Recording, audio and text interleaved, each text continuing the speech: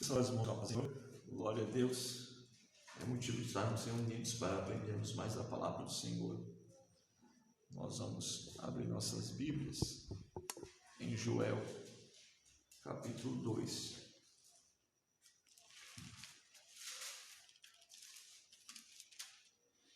Versículo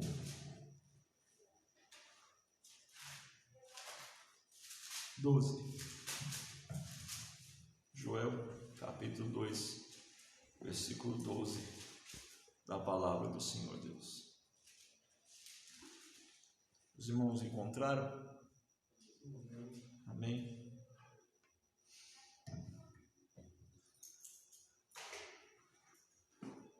Vamos ler de pé, aqueles que podem. Vamos ler alguns versículos. Ainda assim, agora, mesmo diz o Senhor, voltai para mim de todo o vosso coração, com jejum, com choro, com pranto. Rasgai vosso coração e não as vossas vestes. Voltai para o Senhor, vosso Deus, que é misericordioso, compassivo, tardio em graça, grande amor em se arrepender do mal. Quem sabe se não se voltará e se arrependerá, deixará após a si uma bênção em oferta de cereais, libação para o Senhor vosso Deus. Tocai a trombeta em Sião, santificai um jejum, proclamai um dia solene, congregai o povo, santificai a congregação, anunciai os anciãos, congregai os filhinhos e os que mamam. Saiam o noivo do seu aposento e a noiva do seu leito nupcial. Chorem os sacerdotes e ministros do Senhor. Entre pelos alpendre e o altar e diga: poupa o teu povo, ó Senhor.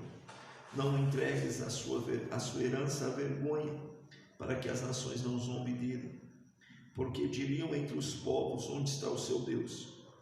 Então o Senhor teve zelo na terra e se compadeceu do seu povo. O Senhor responderá ao seu povo: eu vos envio trigo, vinho novo e azeite, deles serei fartos, e não vos entregareis mais a zombaria deles entre as nações. Fareis o exército do norte partir para longe de vós, e fareis em sua terra seca e deserta, a sua frente para o mar oriental e a sua retaguarda para o mar ocidental. Subirá a sua podridão e o seu mau cheiro se espalhará, porque se fez coisas. Não temas, ó terra, regozijai-vos e alegrai-vos, porque o Senhor fez grandes coisas. Não temais animais do campo, porque os pastos dos desertos reverdeceram. As árvores dão o seu fruto, e a vide e a figueira dão a sua força. Alegrai-vos, ó filho de Sião, e regozijai-vos no Senhor vosso Deus, porque ele vos deu em justa medida a chuva, fez descer a chuva de outono e a chuva de primavera como outra hora, e as eiras se encherão de trigo, e os tonéis se transbordarão de vinho novo e azeite. Eu vos recompensarei anos de colheita, consumireis pelo gafanhoto, migrador, destruidor e cortador.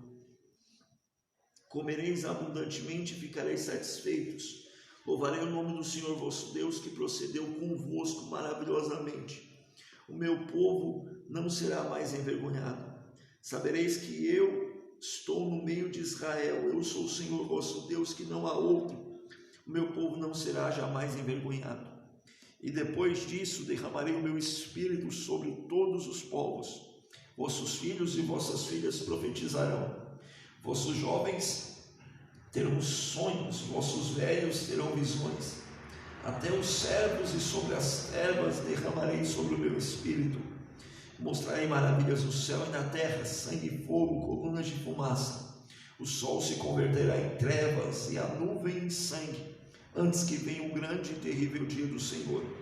Todo aquele que invocar o nome do Senhor será salvo, porque no monte de Sião, em Jerusalém, haverá livramento. Assim como o Senhor disse entre os restantes que o Senhor chamar. Amém. Glória a Deus. Oremos. Soberano Deus, eterno Pai, em nome de Jesus Cristo, ó Rei da Glória, Estamos aqui reunidos mais uma vez, meu Deus amado Senhor, para aprendermos mais da Tua palavra. Vem encher o nosso coração, meu Pai, do Teu Espírito, da Tua lei. Vem encher o nosso coração, meu Pai, da Tua santa palavra. Ó Pai, fica conosco, meu Deus amado Senhor, nos dando o Teu amor e cuidado, nos enchendo da Tua divina presença, Pai, em nome de Jesus, amém. Glória a Deus. Pode ser o Sam, pode ser o Marquinho. Meus irmãos, vamos ao estudo bíblico. Nós estamos estudando sobre o Espírito Santo e a obra que ele pode fazer no nosso meio. Estamos estudando sobre o Espírito Santo e a obra que ele pode realizar em nossos corações. No primeiro estudo, nós falamos sobre a manifestação do Espírito no primeiro avivamento. Qual foi? O de Moisés. E qual foi, Moisés? O avivamento é seu, qual foi? Hã? Qual foi?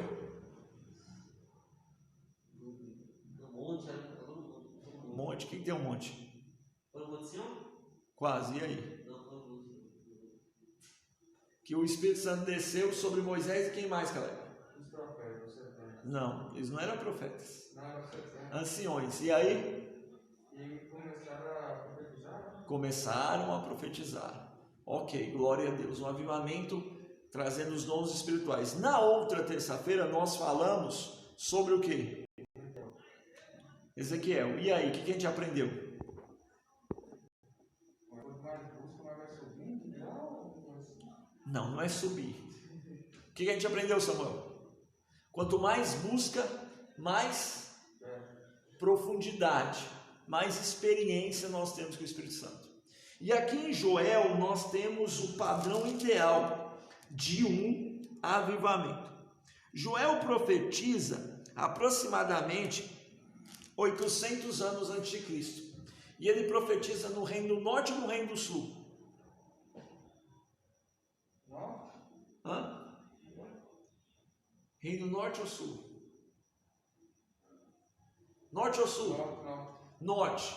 O reino do norte servia mais a Deus que o reino do sul, ou o reino do sul servia mais a Deus que o reino do norte? Quem servia mais a Deus? O sul. O sul, quem eram os reis do sul? Salomão, não, Salomão era do Reino Unido. Quem eram os reis do sul? Josias? Não, Josias era um dos reis do sul. Mas os reis do sul pertenciam a que família? Judá? Quase. Benjamim? Não, a família, vocês estão falando tribo, pertencia a que família? Hã? Os reis do sul pertenciam à família de quem? Isso é tribo, eu quero saber família. Saul? Pertenciam à família de quem, Davi? Hã? A família de Davi. Todos os reis do sul eram descendentes diretos de Davi. Todos os reis do sul eram diretos de Davi. O que ocorre, irmãos? O que ocorre? Que no reino do sul as coisas andavam mal, mas nem tão mal assim. No reino do norte as coisas só andavam de mal a pior. Quem foi o primeiro rei do norte? Hã? Não. Hã? Não, Saul foi rei do reino do norte. Quem foi o primeiro rei do norte? Aqui, no Instagram.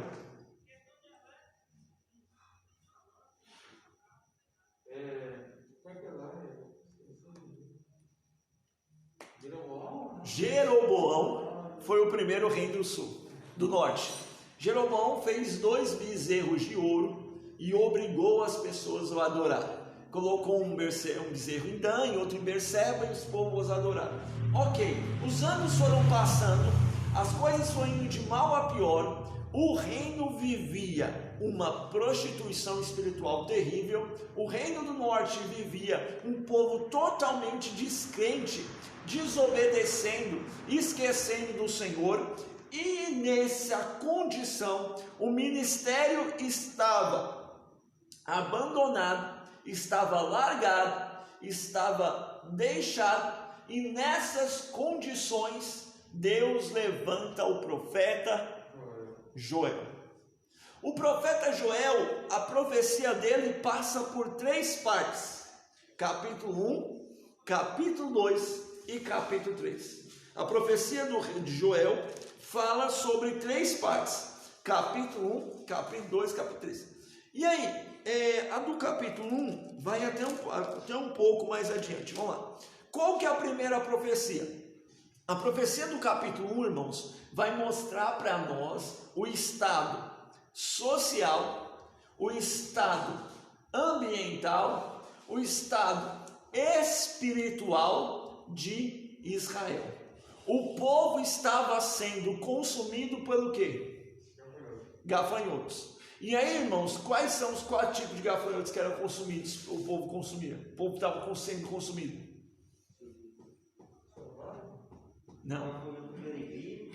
Desgastado, devorado e cortado. Cortado. Ou o gafanhoto devorador, destruidor, migrador. E você sabe quais são esses 4 tipos de gafanhotos, irmãos? Não. Esses 4 tipos de gafanhotos são as fases dos gafanhotos.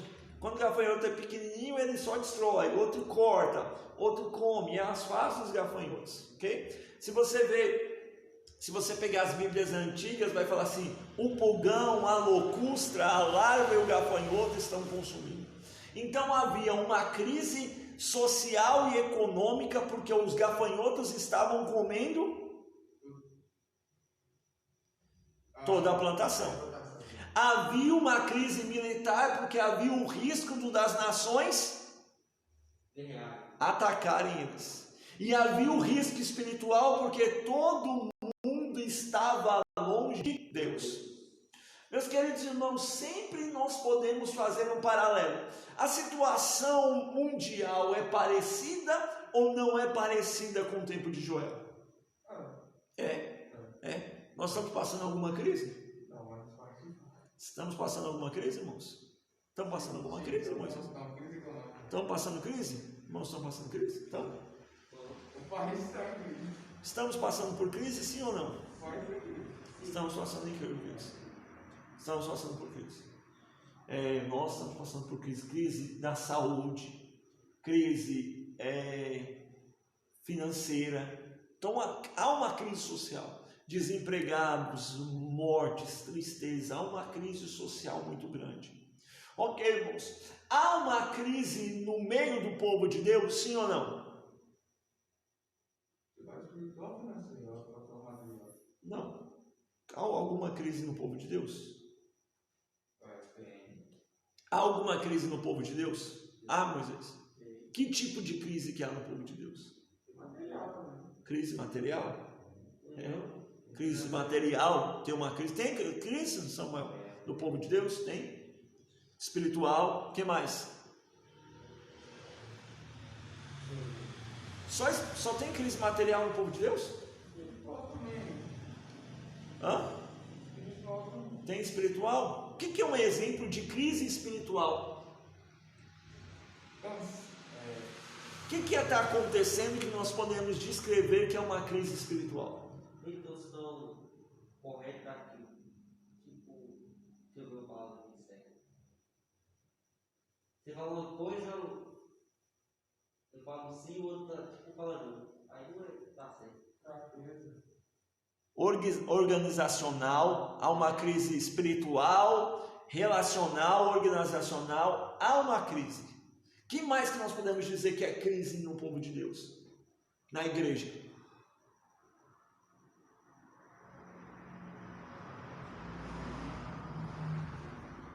Não sabe? Tem crise ou não tem, galera? Tem crise ou não tem? Tem. Aonde?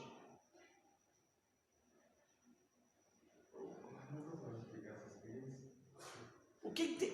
Vou mudar. O que tem de errado na casa do Senhor nos últimos dias? A falta de ações sociais? A falta de ação social? Sim. O que mais? Falta de evangelismo? Sim. O que mais? O que mais? Falta de oração, falta de jejum. Falta de oração, falta de jejum. O que mais? Dedicação também. Falta de dedicação. Vocês não passam nem perto. falta de leitura da palavra, compromisso com a santidade, amor ao próximo. Existe uma crise, irmãos, existe uma crise. Joel é levantado para profetizar em meio a essa crise. Joel é levantado para profetizar em meio a essas situações terrivelmente adversas. E aí a pergunta que eu quero fazer para os irmãos é: se Jesus nos convidasse a ser profeta nessa situação, você aceitaria ou não aceitaria? Porque, irmãos, aceitar ser instrumento de Deus quando as coisas vão bem é muito fácil. Aceitar, meus irmãos, o chamado de Deus quando está todo mundo aceitando o chamado de Deus, aceitar fazer a obra do Senhor quando o nível espiritual da obra está lá em cima, quando todo mundo está se desfrutando, quando todo mundo tem recursos abundantes para doar, quando todo mundo tem, é fácil. Difícil é aceitar o chamado do Senhor nosso Deus em tempo de escassez. E aí, que em tempo de abundância não surgem profetas poderosos. Em tempos de abundância não surgem profetas poderosos. Por quê? Por quê, meus irmãos? Vou explicar para vocês. Porque normalmente em tempos de abundância nós nos acomodamos. Irmãos, esse mundo vai de mal a pior, sim ou não? Sim ou não? Sim, vai de mal a pior. Então em todo lugar existe uma crise, em todo lugar existe um problema.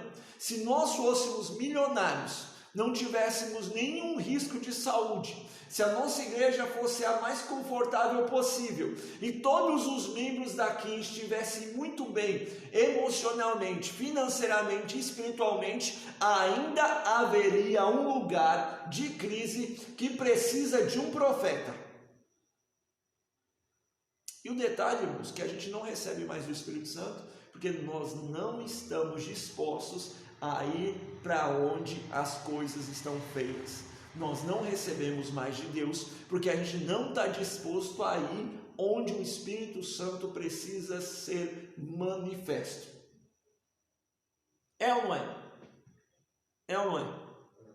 O nosso querido irmão Joel, ouve a voz do Senhor, aceita o chamado do Senhor e começa a profetizar acerca de um grande avivamento.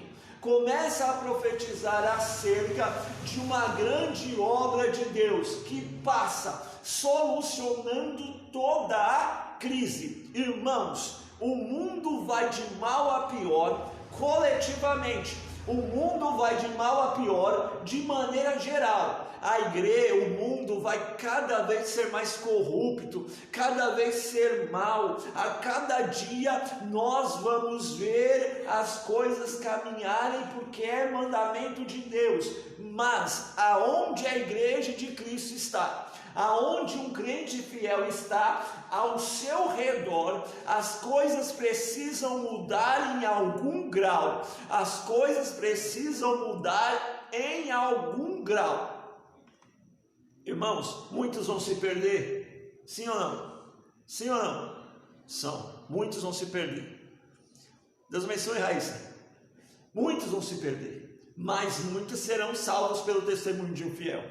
Irmãos, tem pessoas que passam fome? Sim. Nós damos conta de alimentar o mundo inteiro?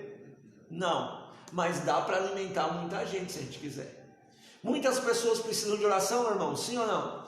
Dá para orar presencialmente por todo mundo? Dá? Presencialmente por todo mundo? Dá? Presencialmente? Por todo mundo? Dá? Presencialmente?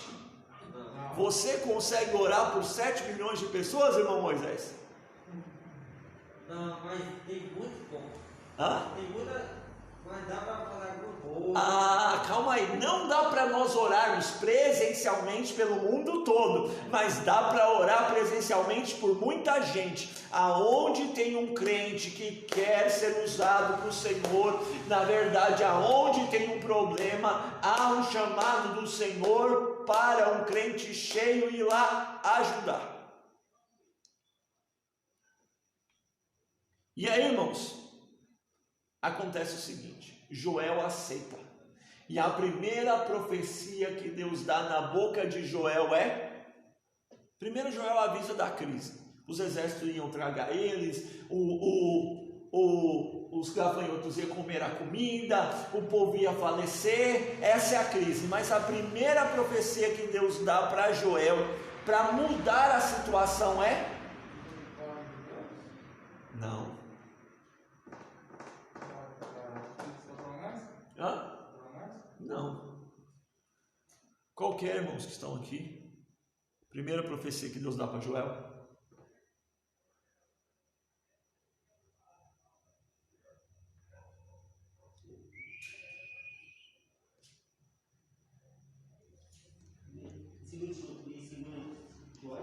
Joel capítulo 2, versículo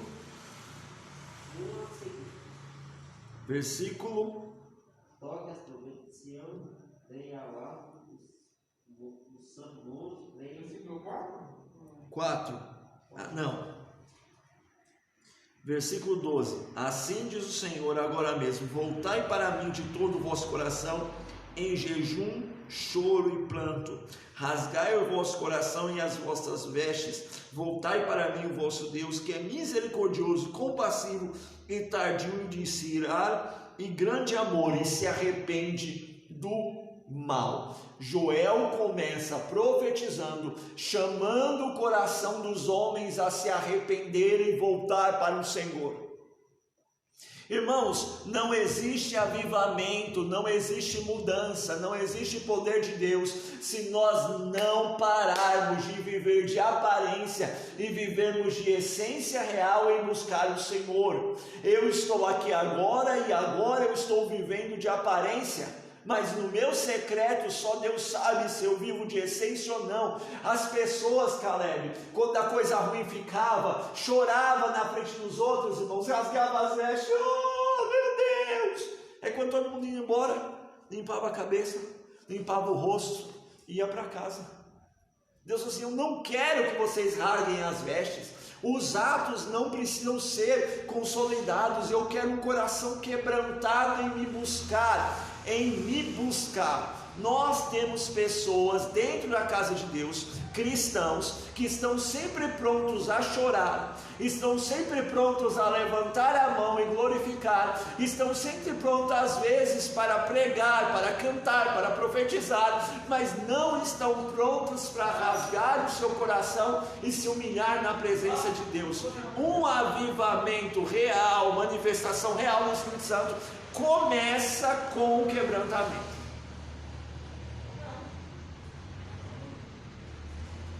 E aí, irmãos, nós temos que começar a orar agora, falando: Jesus, eu não quero viver de aparência, eu quero viver de essência. Jesus, eu não quero viver, meu Deus, para que os outros vejam, eu quero viver para que o Senhor veja. Senhor, eu não quero viver segundo os meus planos, mas segundo a sua palavra. A segunda coisa que Deus chama o povo, ou que Deus usa o nosso querido irmão Joel para falar, para acontecer um grande avivamento, qual é a segunda coisa? Qual é a segunda coisa?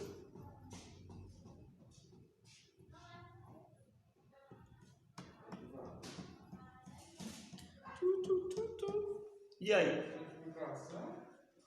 Santificação? Aonde? Que versículo? 16? Muito bom. Acertou. Irmãos, a primeira mudança é uma mudança interna. Não vem, irmãos, avivamento, não vem mudança de vida, não vem intimidade com Deus, se não começar pelo coração. Por isso, irmãos, que religiões que têm vários ritos e várias tradições dificilmente mudam o coração, porque é de fora para dentro. O evangelho é primeiro dentro e depois fora. Primeiro eu rasgo meu coração e digo: Senhor, eu sou um pecador, necessito da tua misericórdia, careço da tua bondade, nada que eu faça, Senhor, de mim mesmo pode ser bom, eu dependo do teu amor e cuidado, e aí eu começo a agir. A segunda coisa para acontecer um grande avivamento no nosso coração, irmãos, na nossa vida, é nós proclamarmos a santificação, jejuarmos, irmãos, abandonarmos aquilo que nos traz conforto pecaminoso. A Bíblia diz para o noivo largar a noiva largar o seu quarto e todos se juntarem para clamar o Senhor, até as crianças que mamam. Existem pessoas que sentem a presença de Deus, galera, sabia? Existem pessoas, Moisés, que sentem a presença do Senhor nosso Deus, só que na hora de agir, não faz nada. Domingo ele vem para a igreja, ele chora, ele fala: Deus, eu vou melhorar. Na segunda-feira o que ele faz? Nada. Senhor, eu vou. Irmãos, não que seja fácil, a vida não é fácil, de altos e baixos, não é fácil, mas é possível. Senhor, nunca. Senhor, eu vou parar de atrasar, vou fazer um voo. Nunca. Senhor, eu vou. Ele sente a presença de Deus, é o mesmo que gosta de ver o rio passar, mas não gosta de se humilhar na presença de Deus. Terceira coisa que Deus manda. E aí? Terceira coisa que Deus manda, o que é?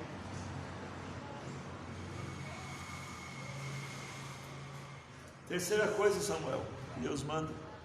Anne, Pai do Senhor. 2:17. O que fala? E os sacerdotes que ministram perante o Senhor chorem entre os postos do templo e do altar orando: Povo, teu povo, Senhor, não passai da tua herança objeto de zombaria.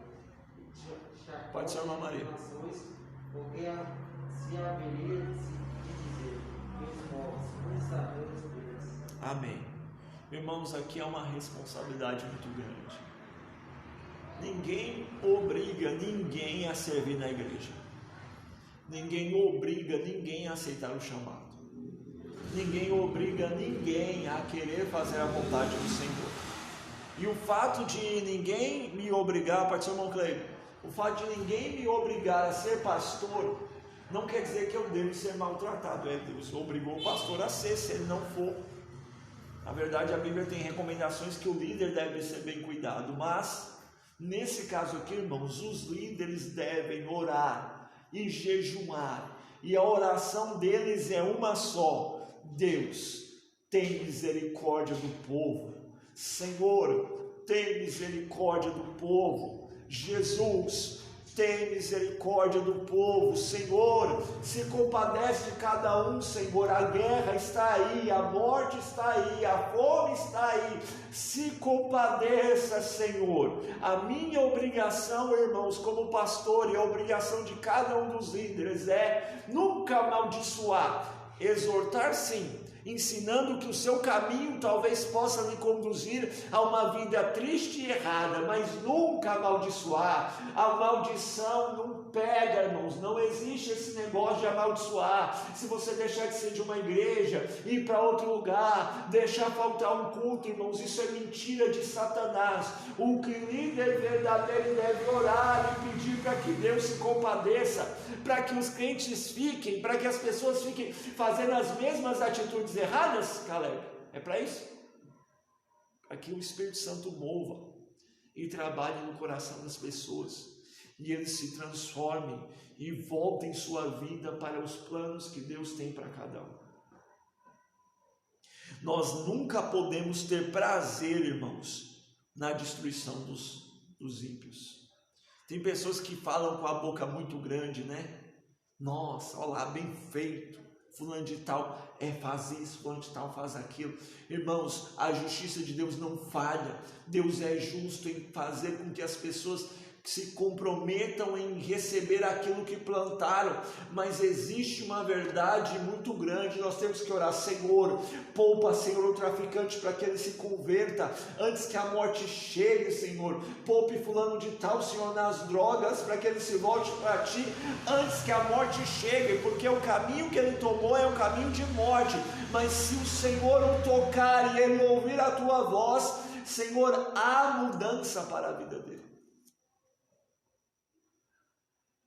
Agora sim, irmãos, depois que nós quebrantamos o nosso coração, depois que nós colocamos em prática a nossa vida cristã, depois que a igreja, unida com o líder, se mobiliza a buscar o Senhor, não só naquilo que lhe é confortável, não só aquelas situações que gostam. Tem pessoas que vêm na igreja só no café, vem na igreja só nos dias de culto que lhe apraz, não aqueles que não podem vir, mas tem gente que fica selecionando, né? A pandemia está um pouco difícil, mas em tempos normais as pessoas colocam um cardápio, vão evangelizar quando querem, vão quando querem, quando gostam. Quando a gente se compromete verdadeiramente com o Senhor tem uma promessa: Ele há de mandar chuva sobre a terra. Irmãos, no Antigo Testamento não havia bênção maior sobre o povo que era a bênção da chuva. Por quê? O povo vivia de plantação, precisava chover. Se chovesse, o que ia acontecer? A colheita ia ser grande. Eles iam ter colheita. E a colheita grande ia gerar o quê? Você já pulou para a última parte, ia gerar o quê? Já pulou para a segunda parte. A primeira parte ia gerar o quê? Pulou para a parte da frente. Ia gerar o quê primeiro, Samuel? Não. E atrair pessoas. Quase. Passado. Quê? E atrair já foi? Não, moço, nós estamos falando da bênção.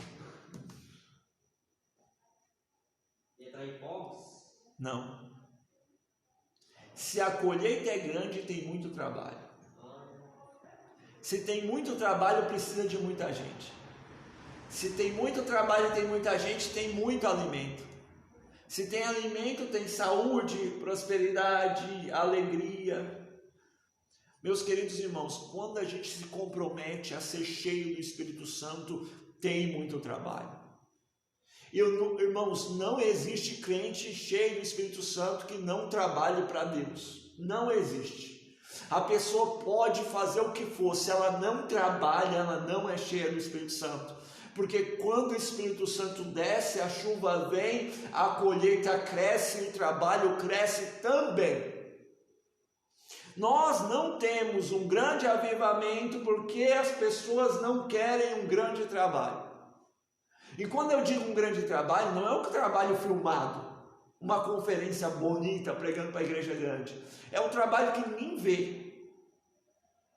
E aí, irmãos, com muito trabalho, vem mais pessoas. Pessoas são alimentadas, vidas são curadas, pessoas recebem de Deus a bênção, os demônios vão embora, representados por esses gafanhotos, o Senhor dá vitória, o inimigo que ia para a destruição tem que bater em retirada. A unção que nós receberemos é proporcional à quantidade de trabalho que nós queremos dar ao Senhor. Se você é um crente que quer vir à igreja uma vez por mês, se você é um crente que quer servir ao Senhor somente na sua casa, sem ajudar ninguém, você vai receber pouca unção. Você pode chorar muito, você pode conhecer muito da Bíblia, você pode falar até em línguas, pode até profetizar, mas tem pouca unção. Agora, se você quer ajudar o próximo, orar pelas pessoas, visitar, evangelizar, correr atrás e salvar, tem muita graça para a sua vida. O quanto você quer receber de Deus? Moisés, quanto você quer receber de Deus, Moisés? Muito. Quanto você quer receber de Deus, cara? Irmãos, quanto você quer receber de Deus? É proporcional ao quanto você quer trabalhar para Ele.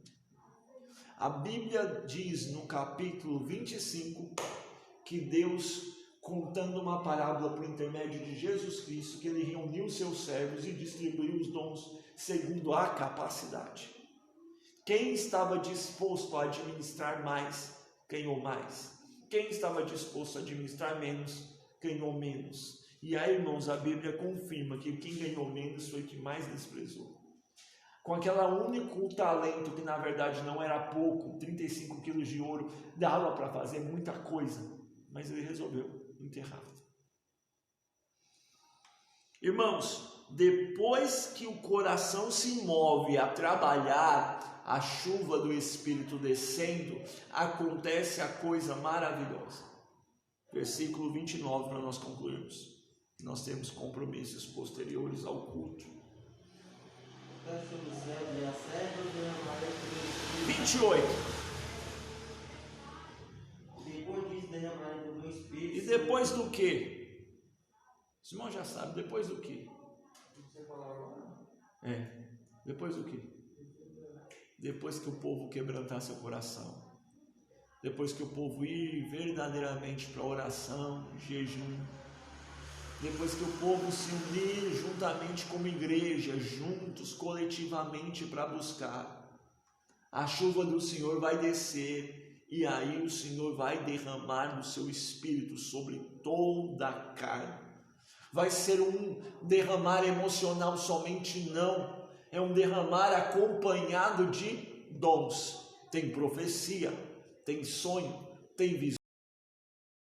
visões. É um derramar do Espírito Santo acompanhado de indistinção, de raça, de cor, de idade, de posição.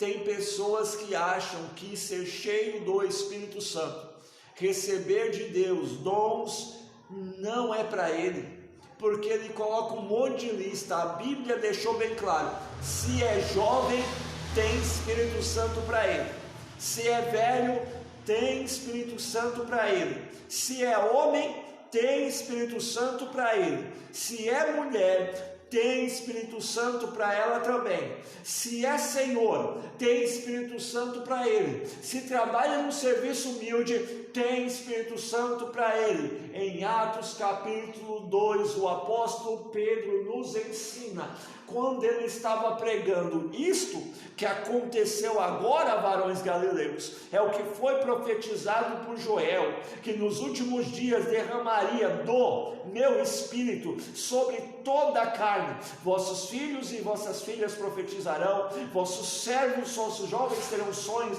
vossos velhos terão visões, ou vice-versa.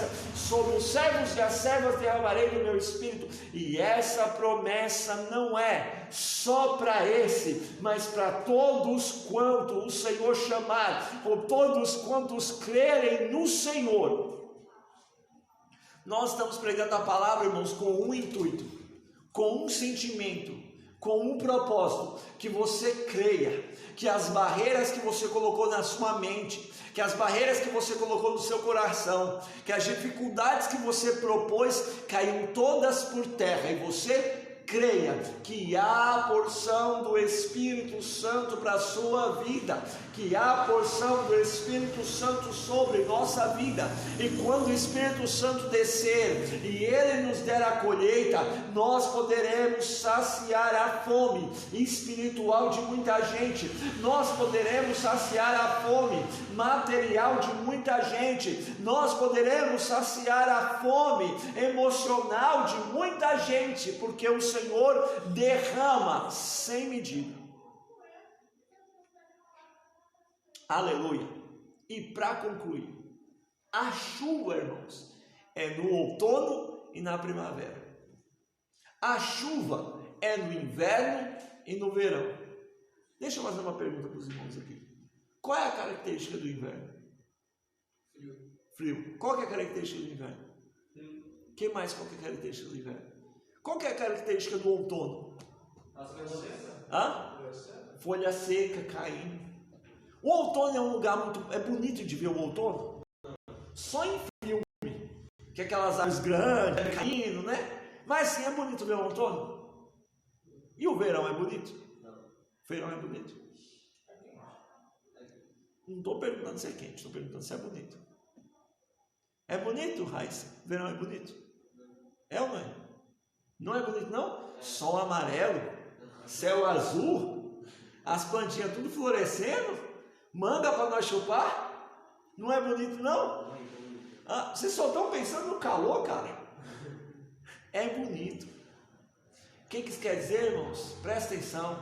Às vezes nós queremos buscar o Espírito Santo somente no verão. A gente às vezes só quer buscar o Espírito Santo na primavera.